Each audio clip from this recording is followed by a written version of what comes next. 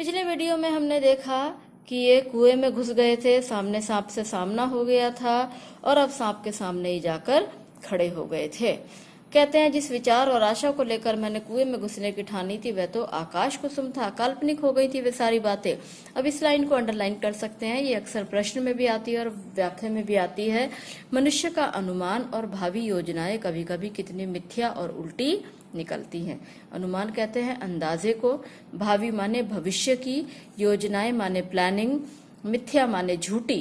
तो कभी कभी हम बहुत सारी प्लानिंग बिना सोचे समझे कर लेते हैं, लेकिन वे कुछ समय के बाद हमें झूठी लगती हैं, उनमें कोई दम नहीं लगता है। मुझे सांप का साक्षात होते ही अपनी योजना और आशा की असंभवता प्रतीत हो गई थी।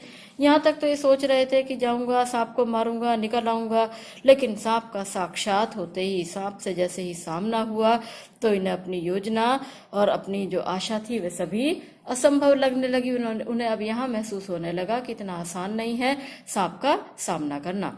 डंडा चलाने के लिए कोई स्थान ही ना था। लाठी या डंडा चलाने के लिए काफी स्थान चाहिए जिसमें वे घुमाए जा सके। लाठी या डंडा चलाने वाले जानते हैं कि डंडे को चलाने के लिए बहुत बड़ी जगह चाहिए होती है जिसमें डंडा चलाया जा सके। सांप को डंडे से दबाया जा सकता था, पर ऐसा करना मानो तोप के मोहरे पर खड़ा होना था। तोप के मोहरे पर खड़ा होकर कोई लड़ाई कर सकता है? सामने तोप हो और उसके सामने खड़ा होकर कोई लड़ाई नहीं कर सकता है, क्योंकि यहाँ तो जो प्रश्न होता है वो जान बचाने का होता है। अब सांप के सामने खड़े हैं, सांप तो एक पल में विष इनमें उड़ेल सकता था, सारा विष इनके शरीर में डाल सकता था। तो ऐसे में डंडे से सांप को दबाने का विचार तो मूर्खतापूर्ण था। तभी इन्होंने ऊपर कहा कि जो हमारी भावी योजनाएं होती हैं और कल्पनाएं होती हैं वे सभी मानो झूठी हो जाती हैं एक समय आने पर।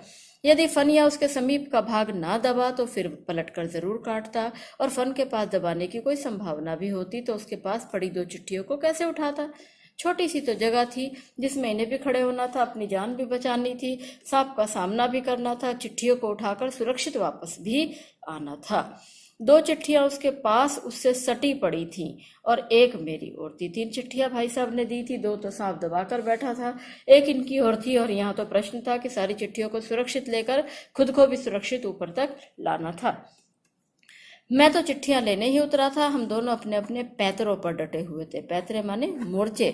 लड़ाई में जब सैनिक जाते हैं तो अपने अपने मोर्चे उनके होते हैं जिन पर वे खड़े होते हैं। तो यहाँ भी लड़ाई है, यहाँ भी युद्ध है। सांप अपने मोर्चे पर डटा है, ये अपने मोर्चे पर डटे हैं। उस आसन पर खड़े खड़े मुझे 4-5 मिनट हो गए। दोनों ओर से मोर्चे पड़े हुए थे, दोनों ओर से मोर्चे थे, पर मेरा मोर्चा कमजोर था। कमजोर तो था ही। क्यों कमजोर था? क्योंकि जो सांप था वह शक्तिशाली था। कहीं सांप मुझ पर झपट पड़ता और मैं यदि बहुत करता तो उसे पकड़कर कुचलकर मार देता। कह रहे हैं कि मेरा मोर्चा कमजोर था। क्यों कमजोर था? कि मैं सांप पर झपट जाऊं, उसे पकड़कर कुचलकर मार भी दूं तो भी क्या करेगा, वो अचूक तरल विष मेरे शरीर में पहुंचा ही देता। अचूक का मतलब होता है जिसका वार खाली ना जाए। अब ये तो ऐसा जहरीला सांप था कि एक पलक झपकते ही, जरा सी गलती होते ही इस विष को इनके शरीर में उतार सकता था। अपने साथ मुझे भी ले जाता, सांप तो मरता ही, मैं भी मर जाता। अब तक सांप ने वार ना किया था, इसलिए मैंने भी उसे डंडे से दबाने का ख्याल छोड़ दिया। ऐसा करना उचित भी था। अब प्रश्न था कि चिट्ठियां कैसे उठाई जाएं। बस एक सूरत थी, डंडे से सांप की ओर से चिट्ठियों को सरकाया जाए। यदि सांप टूट पड़ा तो कोई चारा ना था। कुर्ता था और कोई कपड़ा ना था जिससे सांप को मुंह की ओर करके उसके फन को पकड़ लूं। अब क्या स्थिति हो गई है आगे? ये कहते हैं कि अब तो बहुत दुविधा आ गई है। बस एक कुर्ता पहने हुए थे, कुर्ते को उतार कर सांप के मुंह पर फेंक सकते थे जिससे सांप को दिखाई ना दे, लेकिन उस कुर्ते को उतारने का भी तो समय चाहिए। यहाँ तो सांप बिल्कुल तैयार बैठा था, इनकी जरा सी हरकत होते ही वह इन पर आक्रमण कर सकता था। कोई चारा ना था, ये भी मुहावरा है। टूट पड़ना, ये भी मुहावरा है। टूट पड़ने का मतलब होता है आक्रमण करना, और चारा ना होना माने रास्ता ना होना। कुर्ता था और कोई कपड़ा ना था जिसे सांप के मुंह की ओर करके उसके फन को पकड़ लूं। मारना या बिल्कुल छेड़खानी ना करना। 2 रास्ते थे इनके सामने। या तो सांप को मार दूं, और मारने की स्थिति में क्या होता कि सांप इन्हें अवश्य ही मार देता। बिल्कुल छेड़खानी ना करना या सांप को बिल्कुल छेड़खानी ना करूं, ये दोनों मार्ग थे। इनको कैसे, ये इनमें से कौन सा चुनेंगे? सो पहला मेरी शक्ति के बाहर था। मारना तो बाहर था क्योंकि उसके साथ मुझे भी मरना था। बाध्य होकर दूसरे मार्ग का अवलंबन करना पड़ा। बाध्य माने मजबूर होकर, अवलंबन माने सहारा लेना। बाध्य होकर अब मुझे दूसरे मार्ग को ही अपनाना पड़ा कि सांप के साथ बिल्कुल छेड़खानी ना करूं।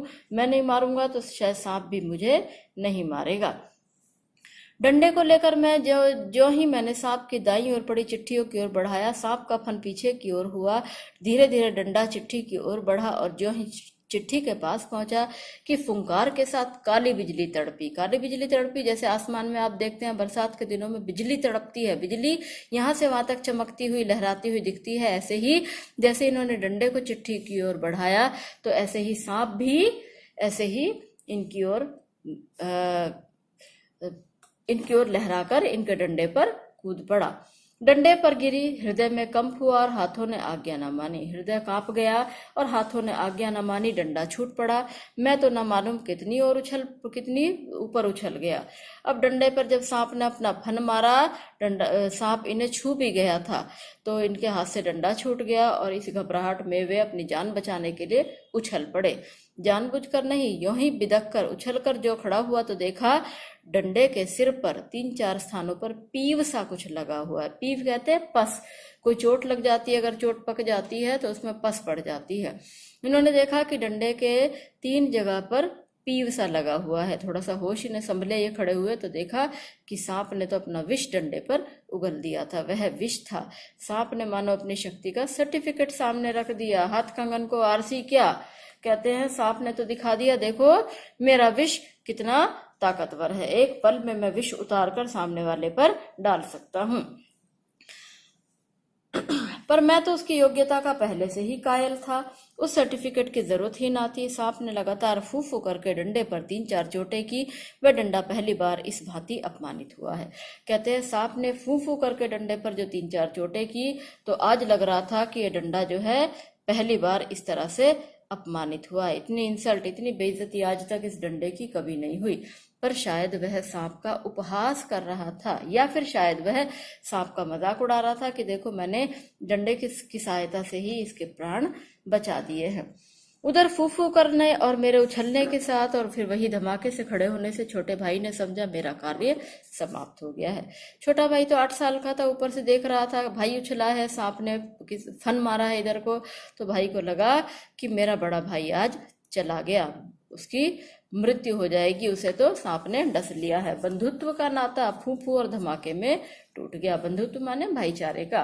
तो उसे लगा कि ये फूफू जो है और धमाका जो हुआ है इससे मानो भाई मेरा मर गया है।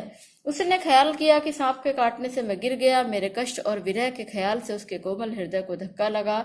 भ्रातृ स्नेह के ताने बाने को चोट लगी और उसकी चीख निकल पड़ी। अब भ्रातृ स्नेह का मतलब होता है भाई का प्यार। अब उसे लगा कि भाई को सांप ने काट लिया है, तो वो जो भाई का जो दुख था उसके कोमल हृदय को मानो उससे धक्का लगा और अब उसकी जो छोटा भाई था उसके ऊपर खड़े खड़े ही चीख निकल गई। उसे लगा कि यहाँ तो मेरे भाई अब वापस नहीं आएगा।